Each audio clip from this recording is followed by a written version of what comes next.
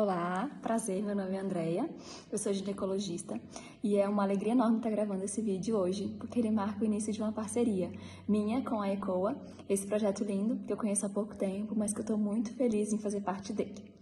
Bom, a gente tinha programado um evento presencial para a gente comemorar o Dia da Mulher, mas infelizmente com essa questão da pandemia não tem como. Então esse é o nosso primeiro contato, mas eu espero muito que a gente tenha a oportunidade de se encontrar pessoalmente e eu acho que pessoalmente a gente vai conseguir interagir, vai ser muito mais dinâmico. Bom, vamos lá. Hoje vocês escolheram o tema que são os métodos contraceptivos. Então, eu vou tentar falar um pouquinho, né? É um assunto super legal, mas é um assunto muito grande, então não tem como eu falar tudo. Vou falar um pouco de cada método, vou tentar esclarecer as principais dúvidas que geralmente surgem, mas depois vocês podem mandar também outras dúvidas, a gente vai interagindo e vai conversando aí sobre cada um deles. Bom, primeiro eu vou falar da pílula. A pílula que é super comum e via de regra, né, funciona da seguinte forma: você toma um comprimido ao dia, sempre no mesmo horário. Algumas cartelas você vai ter uma pausa de 7 dias, algumas cartelas você tem pausa de 4 dias e algumas cartelas elas vêm num esquema que não tem pausa, você tem que tomar contínuo, terminou, você já começa outra. Algumas dúvidas e alguns mitos que às vezes as pessoas se confundem, né? Se a sua pausa é de 7 dias, você vai fazer essa pausa de 7 dias independente do sangramento. Às vezes terminam aqueles 7 dias e aí a pessoa está sangrando ainda. E aí nisso ela fica esperando parar de sangrar para voltar a tomar a cartela. Não funciona assim. É nisso que muita mulher às vezes se confunde, engravida tomando a pílula. Se está falando que são 7 dias de pausa, são 7 dias de pausa, tá? Independente de estar sangrando ou não, você volta a tomar depois desses 7 dias. E não precisa, gente, de dar intervalo, né? Por exemplo, eu já tomo essa pílula há 5 anos, eu preciso fazer uma pausa, dar uma descansada? Não precisa, tá? É um grande mito, é um grande erro, que na hora que você faz a pausa, né, você vai ter que reiniciar. Primeiro que na pausa você pode engravidar. Segundo que quando você reinicia, você reinicia às vezes os fatores de risco, né? As chances de adaptação, de complicação. Então, assim, se você está bem adaptada, não inventa de trocar, de fazer pausa, nada disso. É só continuar tomando e aí quando você quiser engravidar ou quiser trocar de método é que você vai parar, tá? Outra pergunta frequente é se aumenta o risco de trombose, né? E aí, quando a gente fala de trombose, a gente tem que tentar lembrar que tem 2 tipos de pílula. Tem um tipo de pílula, que é o mais comum que a gente conhece, que são as pílulas que têm 2 tipos de hormônio. Elas têm o estrogênio e a progesterona. Essas vão aumentar um pouco o risco de trombose, mas é um aumento muito pequeno. Se você é uma pessoa que não tem outros fatores de risco, né? Você não fuma, você não tem nenhuma doença associada, você nunca teve trombose, se você começar a tomar a pílula, esse risco vai ser muito pequeno. E aí é só você saber que isso pode acontecer, né? E a maioria das mulheres não vai ter problema nenhum com isso. Se você é uma pessoa que tem pânico de imaginar que isso possa acontecer com você, né? Ou se você tem algum fator de risco que realmente contraindique o uso dessa pílula, vale a pena você tentar usar a pílula só de progesterona. É uma pílula que geralmente você toma de uso contínuo, você não faz pausa, e esse tipo de pílula não vai aumentar o risco de trombose, tá? No finalzinho eu falo os outros métodos que também não aumentam. Mas, no geral, né, falando de pílula, tem essa diferença desses 2 tipos, tá? Se você não quiser tomar pílula, quiser usar alguma coisa injetável, né, porque tem dificuldade de lembrar, ou prefere alguma coisa mais prática, a gente vem sempre a ampola com líquido dentro. Você tem que ir no posto de saúde ou numa farmácia, eles aspiram esse conteúdo e você vai receber uma injeção no bumbum, ou a cada mês ou a cada 3 meses. Essa de cada mês, ela é muito parecida com a pílula, né? Geralmente as pacientes se adaptam super bem. A de 3 em 3 meses, ela retém um pouco mais de líquido, então para a pessoa que tem problema com o peso, talvez ela não vai ser a mais interessante, porque ela pode realmente dar um pouco de ganho de peso. E para quem é um pouco mais deprimido, tem problema com o humor, ela pode deixar a pessoa um pouquinho mais triste. Por outro lado, ela é boa porque para as pacientes que têm problema de sangramento, de cólica, ela geralmente ou para de menstruar ou fica só tendo uns escapes. E ela é legal também porque ela não aumenta o risco de trombose, tá? Então, ela tem tudo vai ter, né? A parte boa e a parte ruim. Não faz mal a gente não menstruar usando ou a injeção ou o comprimido, né? De uso contínuo. É o efeito esperado da medicação. Então, se isso é uma proposta do remédio, não tem problema, tá? Esse sangue não fica guardado, não te faz mal. Ele simplesmente não se forma, por isso que você não menstrua usando. E se de vez em quando tiver uns escapes, também não tem problema. Um sangue geralmente pouquinho, né, diferente da menstruação, isso também pode acontecer. e tá tudo bem, tá? Não tem problema nenhum. Se isso começar a te incomodar muito, você precisa de pensar de trocar de método, mas é porque isso está te incomodando. Não quer dizer que o método não está funcionando. Ele continua funcionando normalmente. A gente só evita de fazer essa injeção de 3 em 3 meses para mulher muito nova, né? Adolescente. Porque se você prescreve muito nova, a paciente começa a usar desde muito cedo, pode diminuir a formação de massa óssea. Então, é difícil a gente ver adolescente, né, muito novinha usando esse tipo de injeção. Aqui eu trouxe o DIU para mostrar para vocês. Esse aqui é um DIU de cobre, né? É pequeno, ó, minha mão é pequena, ele é bem pequeno na minha mão. Ele é colocado no consultório, você vai numa consulta normal, vai passar aquele aparelho igual de colher o Papa Nicolau e vai ser colocado lá dentro do útero. O de cobre, ele dura 10 anos, ele pode aumentar um pouco cólica e sangramento. Todo método a gente vai pedir uns 3 meses de adaptação, mas pro DIU a gente às vezes pede até 6 meses, que é o tempo do seu útero entender o que está acontecendo e regular o ciclo. É um método sensacional para quem quer conhecer o próprio ciclo, porque você continua ovulando, continua menstruando, ele só vai evitar de engravidar. Mas se você tem muita cólica, muita menstruação, talvez não seja o mais interessante.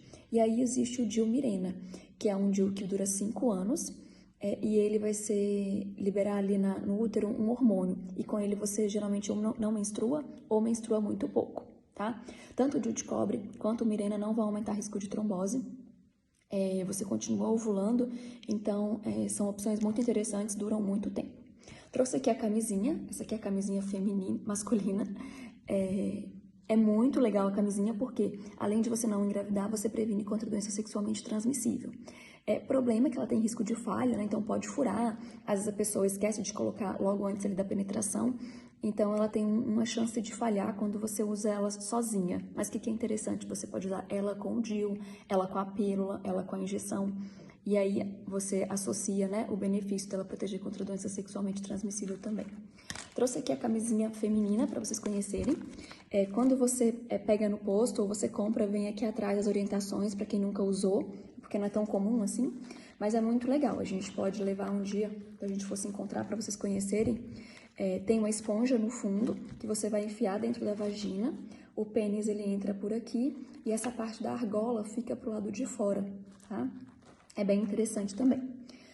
Bom, tirando esses métodos, a gente tem a opção de, para quem quer tomar, gostaria do efeito da pílula, mas não consegue lembrar de tomar. Tem a opção do adesivo, que você cola, fica 3 semanas com adesivo na pele, depois você tira, fica 1 semana sem adesivo. Outra opção é o anel vaginal. Imagina que é mais ou menos um pouquinho só maior que esse anel da camisinha, sem esse plástico no meio. Você dobra, enfia dentro da vagina, ele fica lá dentro da vagina durante 3 semanas. Você tira, faz uma pausa de 1 semana, depois recoloca um novo anel e assim vai. A gente tem as opções ainda cirúrgicas, né, da laqueadura e da vasectomia. São opções muito interessantes para quem não deseja ter mais filho, porque é muito difícil a gente reverter laqueadura e vasectomia. Então, no Brasil, você tem que ter mais de 25 anos ou 2 filhos vivos para poder fazer. E na mulher tem que ser feito em forma de cirurgia. No homem, o procedimento é uma cirurgia mais simples, pode ser feita inclusive em consultório, tá? A dúvida que surgiu, se você, depois que você faz a laqueadura, quanto tempo depois você tem que manter o método?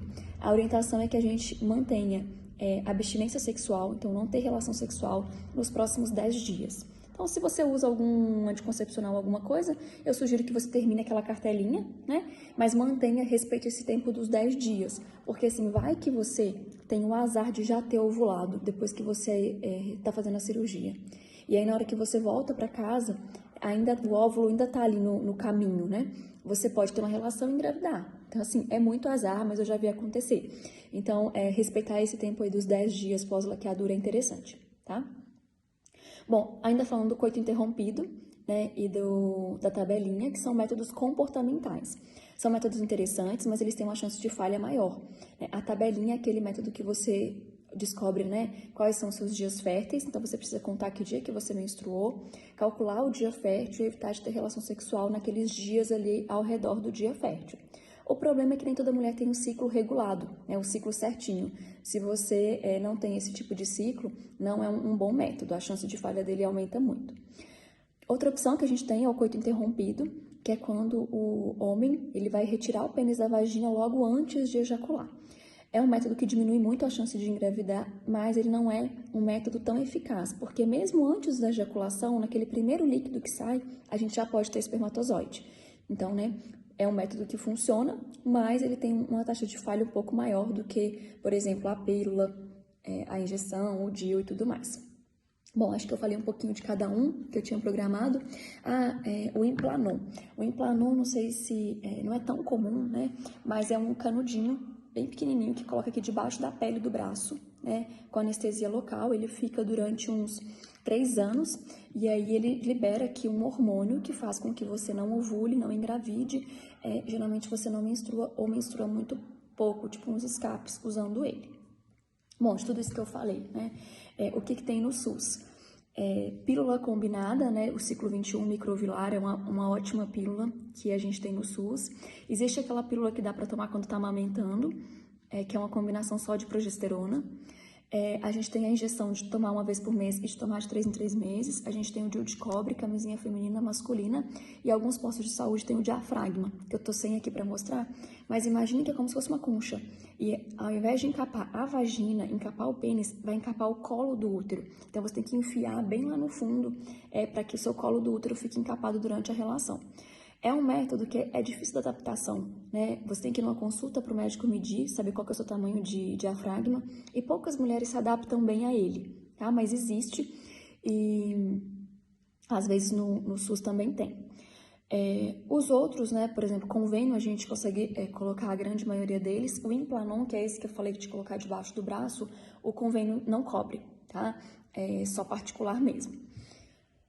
De tudo isso que eu falei, né, não tem melhor nem pior, né, vai ter o melhor para você na sua época da vida. Então, pode ser que hoje você está usando a pílula, está super satisfeita, bem adaptada. Daqui 10 anos você vai querer colocar um DIU.